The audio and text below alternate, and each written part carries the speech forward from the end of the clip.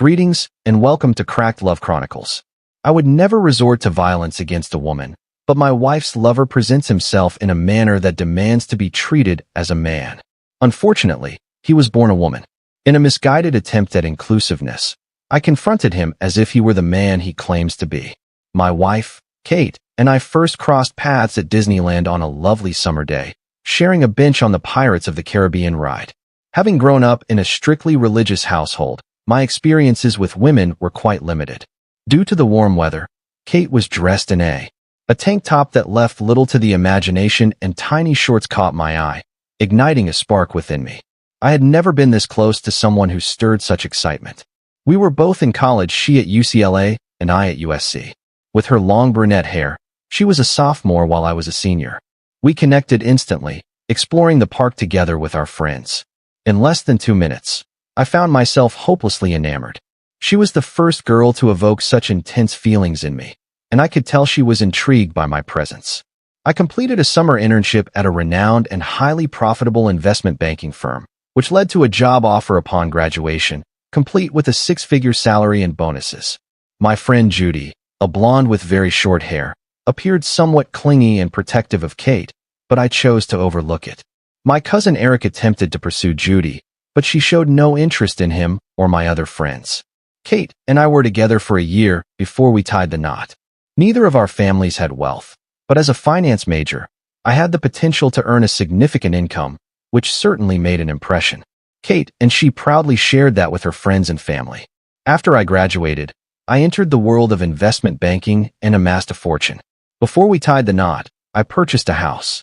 I may have been in love, but this was California, and my recently divorced manager advised me to keep the house solely in my name. Kate adored all the jewelry and luxuries I generously provided. I suspect she cherished her BMW at least as much as she cherished me.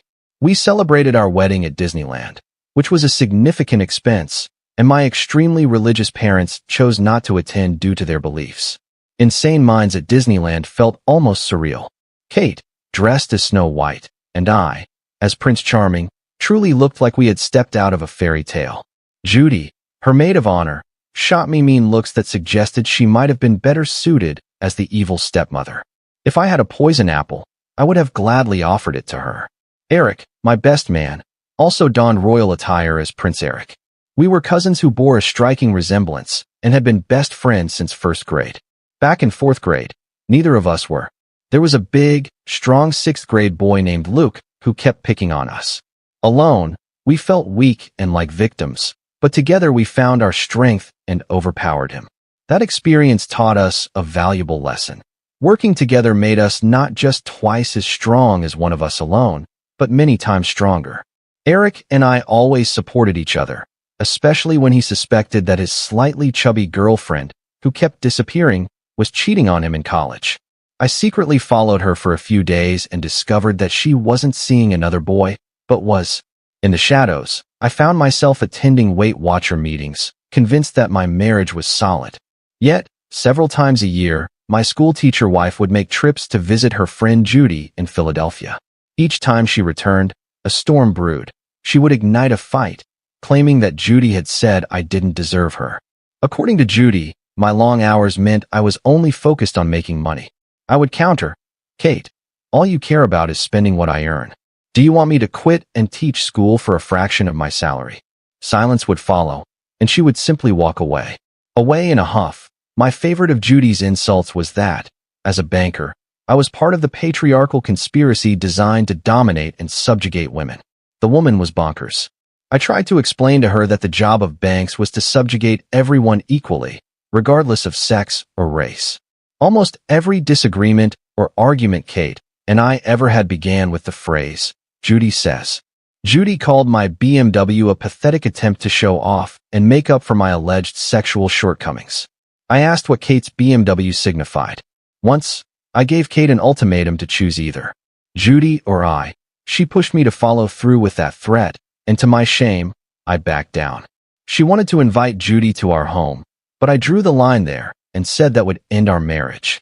Kate reluctantly relented. That night, Judy called me and labeled me a chauvinist who didn't deserve Kate.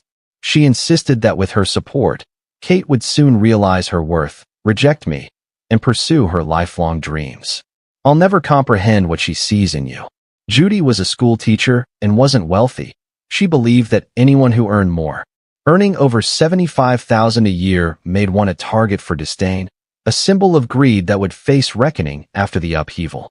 My role as an investment banker brought in substantial earnings. Perhaps that was the allure for Kate, or maybe it was the only thing she noticed about me. Our intimacy varied. At times, she was fervent, while other moments felt lackluster, dictated solely by her mood. One evening, we tuned into the Miss Universe contest, and I found myself captivated by the parade of stunning women in swimsuits, filled with anticipation. After the show, my wife nearly overwhelmed me with her fervor just half an hour after I had succumbed to sheer exhaustion. Judy called my wife, and I could have sworn I heard them discussing the different beauty queen contestants. I might have misheard, but it seemed like one was named Butch and another Lipstick. The timing and topic of their conversation struck me as quite peculiar. I made up my mind to stay alert and uncover more, sensing that something elusive was afoot. In hindsight, it was clear, but at that moment, I was oblivious. I found myself in a state of confusion, perhaps overwhelmed by a mix of affection and innocence.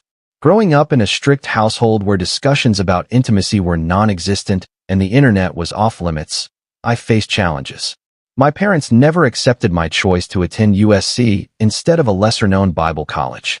I had never even kissed a girl until college, and it's somewhat embarrassing to admit that I was raised to believe that using my tongue while kissing was a grave sin.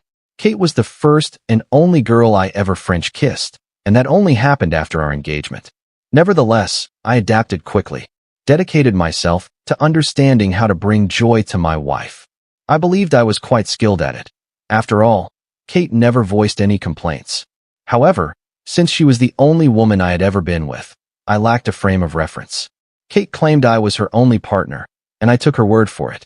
In my pursuit of clarity, I set up a tape recorder on the telephone, connected to a jack in the garage, and placed several voice-activated recorders around the house.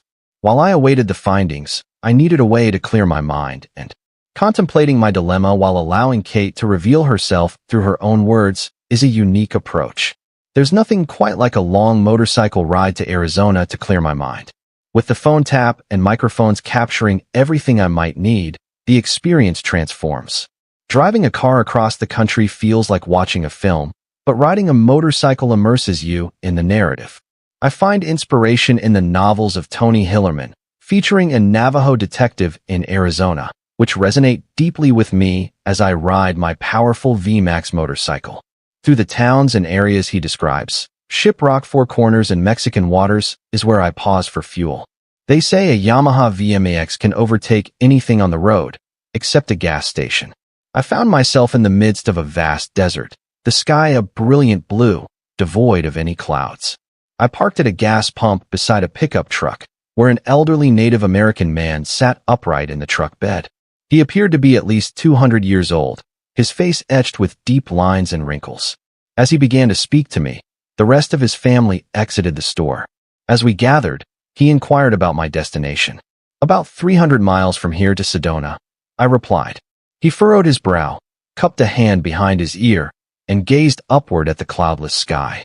It will rain tonight in Sedona, he declared, exuding the confidence of a seasoned forecaster. His family averted their eyes from me, focusing instead on the ground. I was taken aback. You can predict the weather 300 miles away by observing the sky? I asked, astonished.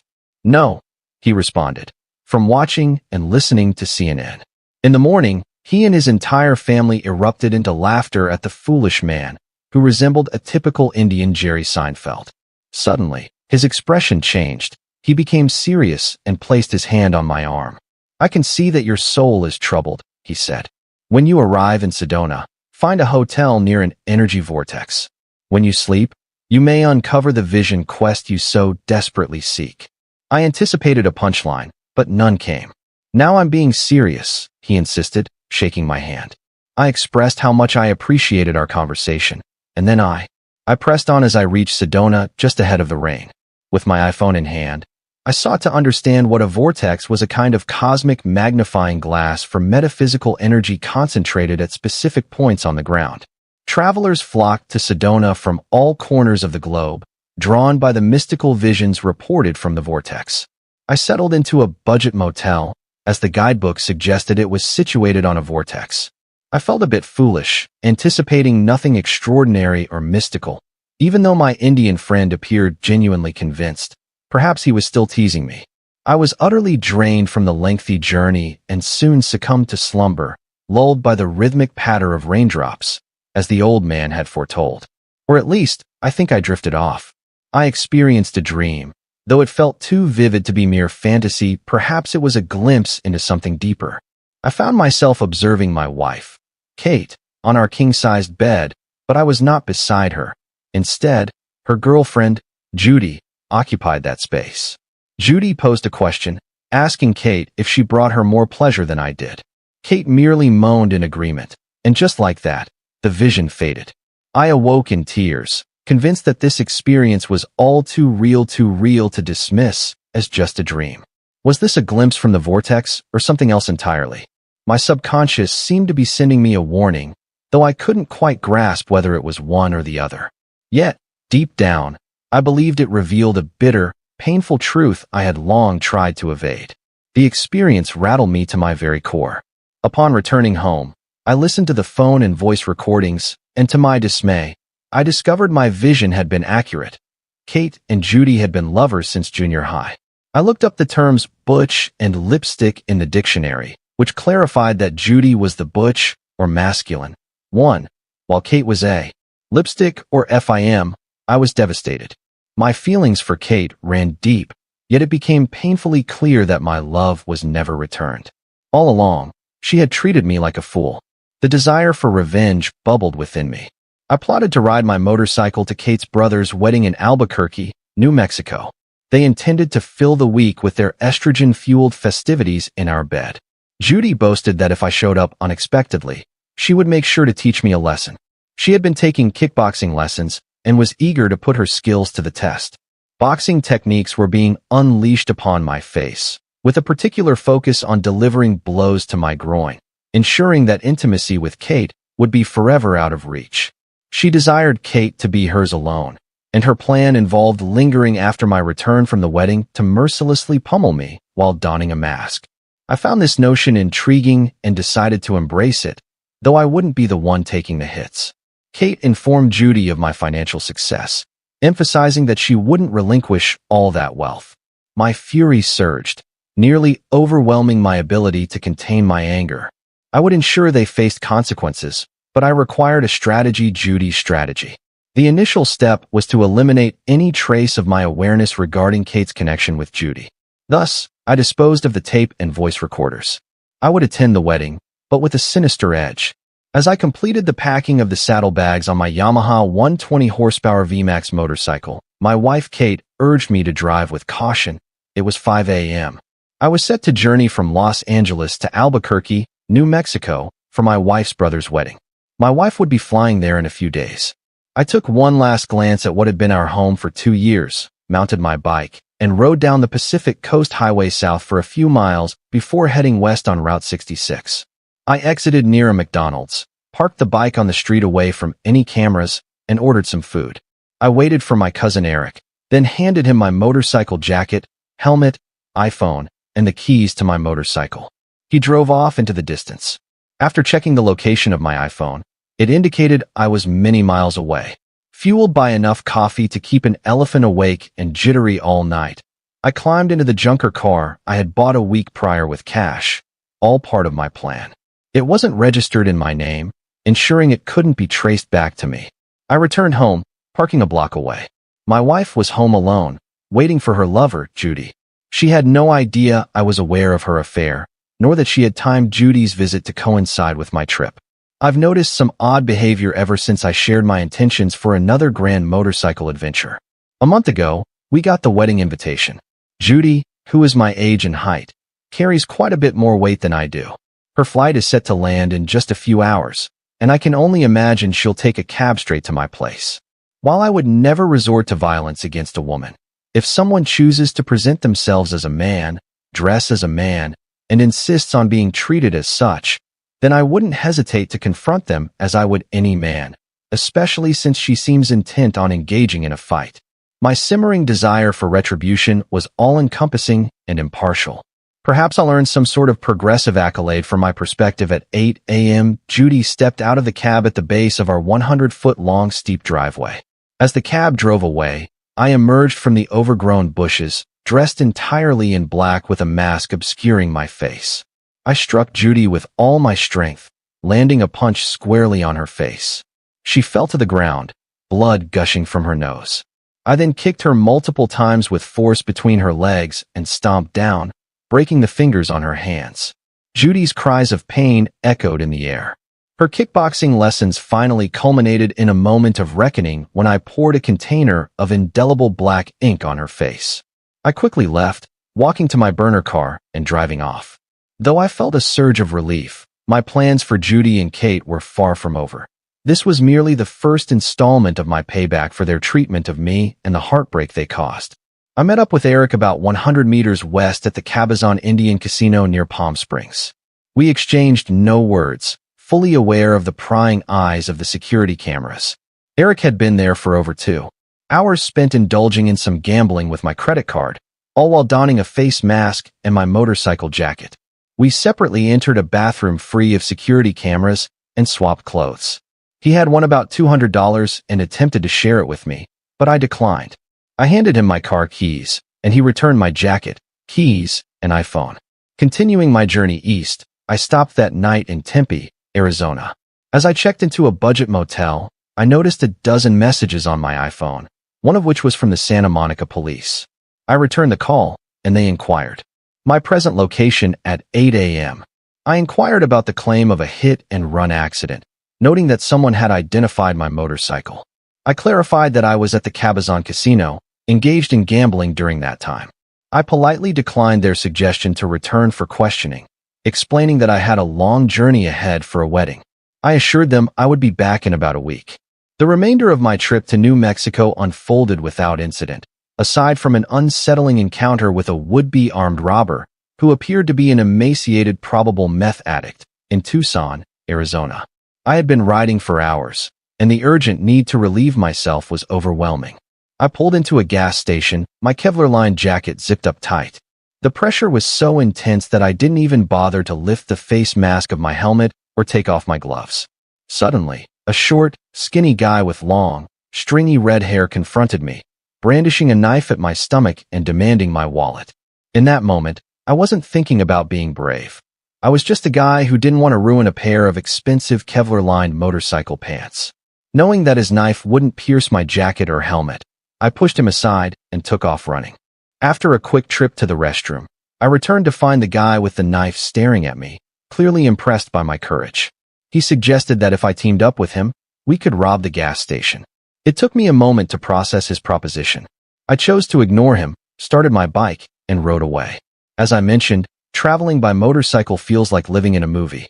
The rest of the journey was enjoyable until I met my wife at the hotel for the wedding. She yelled at me for having confronted Judy. I didn't respond. She accused me of ruining their time together, to which I simply remarked that I hadn't. It was clear that Judy had decided to come to our house despite my objections. I expressed my anger over her dishonesty, especially since her face was marred by black ink. The situation was further complicated by the kick to her groin and her fingers, which were encased in a cast, causing her significant discomfort throughout the visit. I refrained from mentioning how her injuries affected her ability to please my wife or kiss her properly due to the pain. In my defense, I simply inquired about what motive I could possibly have. For causing harm to Judy, my wife chose not to respond, while Kate was left with severe bruising that rendered her incapable of any intimate comfort. It was incredibly frustrating for them. I had to exert immense self-control to refrain from laughing in her face. Just 2 days post-wedding, I embarked on my 2-wheeled journey home. Upon my return, I discovered that the Santa Monica police had issued a subpoena for my cell phone records and credit card statements from that day. The records indicated that I had purchased gas at 2 separate stations, located many miles apart. I was at home an hour before the attack, having breakfast at the casino, which was over 100 miles away at the time. They had surveillance footage showing someone in my jacket and a face mask, matching my size and hair color, exiting my motorcycle in the parking lot and entering the casino. My cell phone records indicated I made several calls from the casino around the time of the attack. That was the last I heard from the police. I had no known motive and no opportunity based on my circumstances. After returning from the wedding, my wife attempted to mend things between us as she admired our beautiful house and her luxurious car. It seemed she was fearful of losing them, a sentiment that turned out to be quite prophetic. A month later, I made the decision to file for divorce. She pleaded with me to change my mind, but I stood firm. I never revealed that I was aware of her relationship with Judy. I simply expressed that my love for her had faded. My anger stemmed from the fact that she had brought Judy into our home while I was away. To my wife's shock, a 2-year marriage does not warrant a. Throughout my life, I've navigated the complexities of alimony and legal fees, all in the pursuit of freedom from a past relationship. My workplace is vibrant, filled with talented and driven women who expertly navigate the stock market, evaluating intrinsic value with precision. Interestingly, my own perceived value seemed to surge as I found myself the center of attention among these remarkable individuals. It felt akin to the thrill of fishing on opening day, with each woman attempting to entice me, to draw me in. While I'm not prepared for another long-term commitment at this moment, I've enjoyed a series of exhilarating weekends with various companions. Different women. Kate moved to Philadelphia, and a year later, Judy. I learned through mutual friends that they broke up when Judy caught Kate in a motel bed with, heaven forbid, a man. I wasn't surprised. I had paid a handsome male model, handsomely pardon the pun, to seduce Kate. Simultaneously, Judy received an anonymous text message telling her where and when Kate was cheating on her. Though I carried out the plan, I can't take credit for the idea. It was Eric's. I really enjoyed the revenge, especially when Kate phoned me and asked if I could. Let's overlook her minor error and consider rekindling what we had. She expressed that she now comprehends her sexuality better and intends to manage her sporadic desire for intimacy with women. She mentioned missing me, to which I retorted, "Oh, you mean my credit cards?" And then I ended the call. Following Eric's suggestion, I reached out to Judy, informing her that Kate was interested in returning to me. "I don't want her," I stated. "You can have her, but I doubt she wants you anymore." Then, I found myself singing the chorus of a Leslie Gore song. It's Judy's turn to cry. Now for the second story. I'm Bill, and I own and run a men's clothing store. It's rather dull, and I often find myself wishing I could trade it all for the life of a cowboy. I've always been captivated by cowboy movies and the rugged lifestyle, even though I've never ridden a horse or fired a gun. I've never been in a fight or done anything particularly daring or unconventional, which is why my childhood friends from Morgan Hill, California, jokingly dubbed me Wild Bill from Morgan Hill. They always said I never took a chance. Never will I forget meeting my wife Jane at a night school class on novel writing at UCLA. Pretty soon, we were dating and in love. Jane wasn't the smartest woman on earth, but she was the sweetest. She was easily fooled by every salesman trying to sell her something. Soon, we referred to ourselves as Wild Bill and Calamity Jane. She was obsessed with writing the great American literary novel that only a few intellectuals would understand. I wanted to write a popular, trashy murder mystery set in the Old West that millions would buy. I thought her writing style was. It was a bit pretentious, but I never revealed to her that her perception of my writing style felt trashy and derivative, much like every show on TV. She often expressed this opinion, yet I kept my hurt feelings hidden. We spent years writing together, but neither of us managed to sell anything. Eventually, we both stepped away from writing when our children arrived. To be honest, it broke both our hearts to be unsuccessful in our aspirations. 2 women from our classes, however, did find success in selling novels. One was married to a literary editor at a major publishing company, while the other had a different kind of connection. Securing a literary agent to sell a novel can seem effortless when you have the right connections. After 2 decades of marriage, I sensed that my wife Jane had been growing distant from our preschooler and 2 high school-age sons, particularly over the last 6 months since Christmas. With the kids on summer break, I planned a family vacation to reconnect with her. The 2 weeks we spent at a working dude ranch in Wyoming turned out to be the most enjoyable experience of my life. I discovered how to ride a horse, lasso calves, flip them over, and tie them up. Hoofs together on the last night of our vacation, I found myself competing in a mini rodeo, where I proudly earned a gold ribbon for my lasso skills. The ranch owner dubbed me Wild Bill, a nod to Wild Bill Hickok, and I couldn't help but feel I was born in the wrong era. I should have been a cowboy. Convincing my wife to take time off from her job as a medical secretary for Dr. Waldo to join me at the ranch was a challenge. Every time I tried to get close to her there, she would push me away, often calling her office. This routine unfolded daily, sometimes multiple times a day. "He can survive without you." I chided her, but her expression revealed my error. It was clear she couldn't endure a single day without conversing with Dr. Waldo. She also consumed numerous pills she referred to as weight loss aids. I couldn't quite grasp why she appeared significantly thinner than usual. That was my first hint of trouble in paradise. She began working for him around Christmas, and for the following month, he was the sole topic of her conversations. He was brilliant, empathetic, and, most importantly, wealthy. I met him once. He was younger than both my wife and me, and undeniably handsome. He was also married. If my wife had started working late or claiming to go out for drinks with the girls, I would have hired a private investigator. But that never happened, so I did the snooping myself. The first and easiest clue I found was in her underwear drawer. I saw a lot of provocative lingerie that my wife never wore for me. Our sex lives hadn't changed recently. Once our youngest was born 5 years ago, my wife lost all interest in sex, at least with me. However, she did get so excited that she dropped the TV remote control. We had so much fun. At the Dude Ranch, my 2 older sons and I became members of an equestrian club, riding horses most Sundays along a mix of bridle and jogging paths in LA's Griffith Park. We practiced our roping skills from the saddle, using lariats kept on the saddle's horns as we galloped past various fence posts. It's quite a challenge to find cattle to lasso in Griffith Park, even near the JP Museum. My wife seldom accompanied us, but on the one occasion she did, I learned that her doctor or employer jogged alone along the path. The same path we halted our horses to greet him and then continued riding. I found our encounter to be an oddly suspicious coincidence. I didn't hire a private investigator to watch my wife. Instead, I relied on my father, a widower. He kept a watchful eye on the doctor's office from the moment my wife arrived until she departed. Jane and the doctor never left during work hours, and afterward, they returned to their respective homes. If anything was amiss, it would have occurred while they were at work, as the office was closed from 12 o'clock noon to 1:30 in the afternoon for lunch. Perhaps one day, I suggested accompanying my wife to her workplace, expressing my curiosity about her office. She hesitantly consented to provide me with a tour. I encountered the doctor, who seemed to smirk as he informed me of my wife's invaluable contributions to his practice. While the examination rooms featured chairs ill-suited for romance, the doctor's private office boasted a couch that would serve as an ideal love nest. I discreetly placed a Wi-Fi-enabled microphone behind a plant on a shelf above the couch, my wife unaware.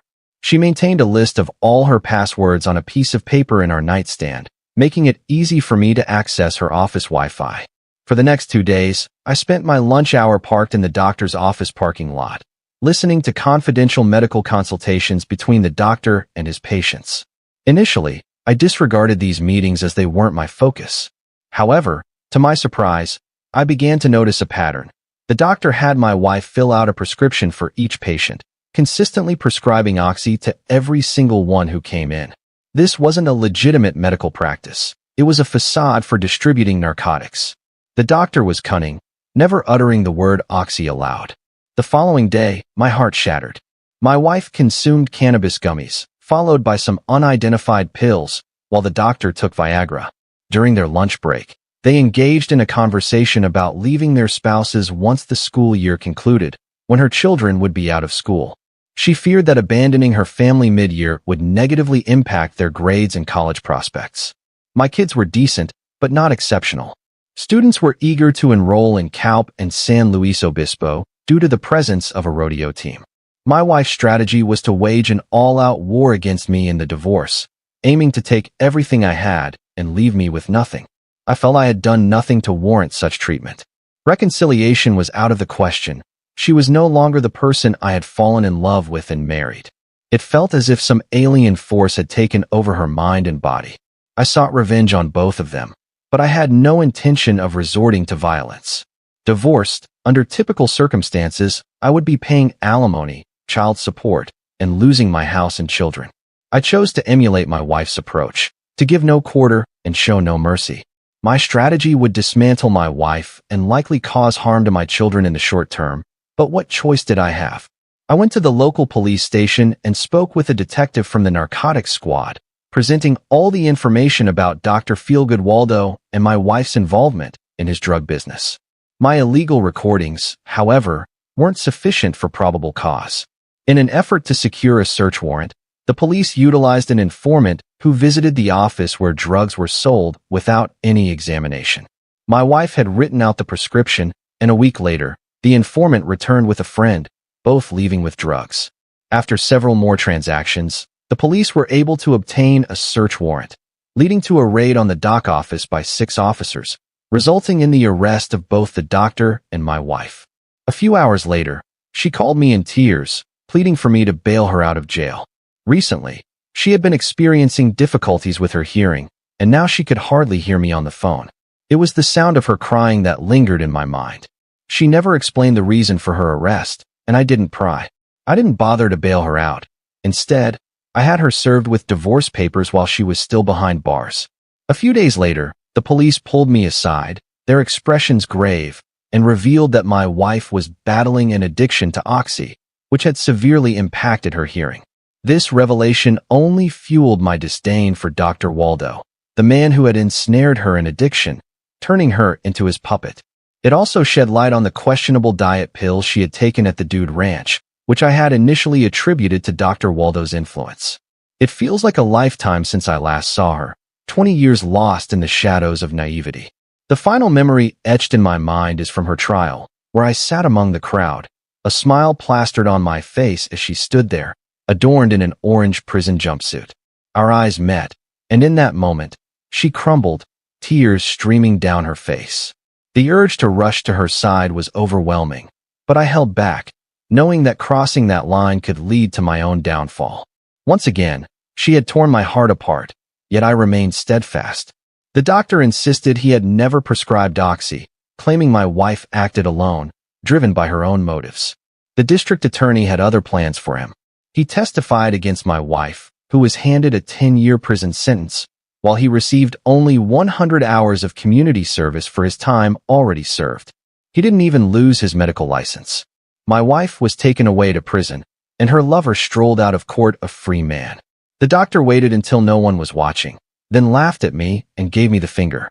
I couldn't comprehend this blatant miscarriage of justice. I was furious, wanting to rush across the courtroom and strangle him. None of this made sense to me until later when the narcotics. The detective who orchestrated the takedown revealed a harsh reality to me. His anger surpassed my own regarding the doctor's evasion of justice. He disclosed that the doctor's lineage was steeped in influence. His father and an uncle served as judges, while his maternal grandfather was a significant political figure.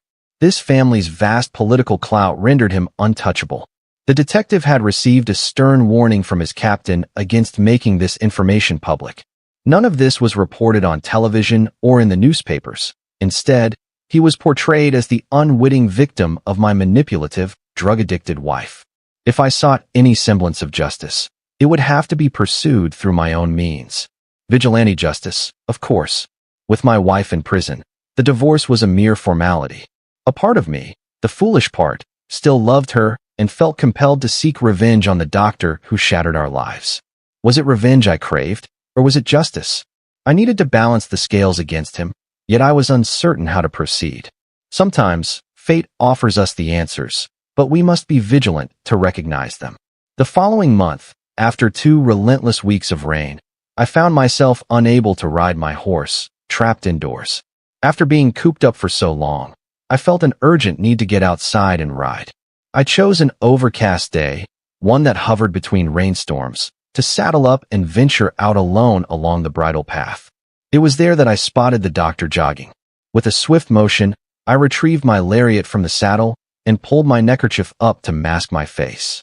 I altered my voice and echoed Val Kilmer's iconic last words to Johnny Ringo from the classic film Tombstone as I expertly lassoed Dr. Waldo around his waist and took off galloping. Naturally, he fell, and I found myself dragging the doctor through the mud for several hundred feet. And halted. I believed he had endured enough. He lay unconscious, his head having struck a large rock, which ultimately crushed his skull and took his life. Though that outcome was unintentional, a smile crept onto my lips. Then, my instinct for self-preservation surged forth. I recalled the myriad of murder mysteries I had encountered, both read and penned, and instinctively knew the next steps. I dragged his body another 50 feet to a gate leading to the Los Angeles River. I detached my lasso from his now bloodied, lifeless form, then took his wallet and watch, planning to dispose of them later. It might appear as though he had been robbed, but then I recalled a lesson from a Coast Guard class. Individuals who sail alone and are discovered adrift, lifeless and far from their abandoned vessels, often have their fly unzipped and their manhood exposed. It was presumed they were relieving themselves when they fell overboard. I unzipped his fly and extracted his member. Then, with great effort, I cast his lifeless form into the tumultuous river below. The rain had been sporadic for the past 2 weeks, and his body swiftly traversed the deep, raging waters. Was filled with mud, providing a plausible explanation to the authorities for the dirt covering his body from being dragged. Then it began to rain again, pouring down as I rode off on the now muddy trail, erasing any signs of the marks left by the horse. There was no evidence of the lasso or the circumstances of his death. No witnesses and no evidence pointed in my direction. I was never questioned by the police. The newspapers reported that his body was discovered 5 miles downstream, unrecognizable, identified only through his dental records. It was presumed, in a twist of fate, he found himself in a rather compromising situation while attending to nature's call. The irony of a once-aspiring mystery novelist being entangled in what could be deemed the perfect crime was that I was left with no one to confide in. The urge to pen a novel about this peculiar incident was strong, yet the fear of legal repercussions loomed large unless I altered all the crucial details and presented it as mere fiction. Thus, here I am, crafting a tale that is entirely fabricated. It never transpired, and any resemblance between the characters and real individuals is purely coincidental. All names and locations are products of my imagination. Though I've never set foot in Morgan Hills, California, and while my name is Bill, I've never been dubbed Wild Bill from Morgan Hill. I hail from a quaint neighborhood in Pennsylvania known as Chestnut Hill. The last words Dr. Waldo ever heard were me echoing Doc Holliday's line to Johnny Ringo just before the fateful moment. I'm your Huckleberry. To our dear listeners, I'm sending heaps of love to Ronald Burns for his generous contribution, and a heartfelt thank you to all of you for being part of this literary journey with us. You can explore Ron's work on Amazon. We have included the links in the description box below. If you would like to share your work with us, please send it to the email provided in the description. We will publish it for our listeners at Cracked Love Chronicles. We welcome your thoughts in the comments section, and don't forget to like, share, and subscribe.